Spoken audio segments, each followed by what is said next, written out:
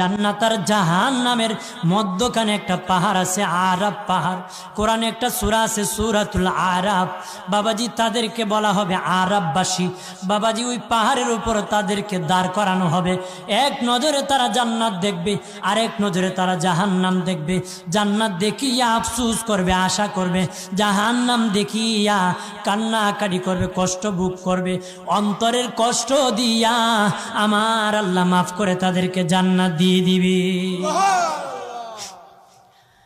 নবী বলেন আয়েশারে 2 নম্বর পরিচয়, আমার উম্মতের আমল নামা ডান হাতে হবে। যাদের আমল নামা ডান হাতে হবে রে আয়েশা, 3 নম্বর পরিচয় তারা আমার উম্মত।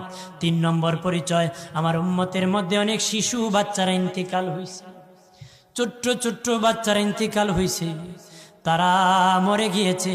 হাসরে যেদিন কায়েম হবে সেদিনই জান্নাতি শিশু বাচ্চারা আমার উম্মতের সামনে দৌড়াদৌড়ি করবে, খেলাধুলা করবে। যাদের সামনে শিশু বাচ্চা দৌড়াদৌড়ি করবে তারা রাসূলুল্লাহ, আমি রাসূলুল্লাহর উম্মত তারা। এটা হলো আমি রাসূলুল্লাহর উম্মত। 3 নম্বর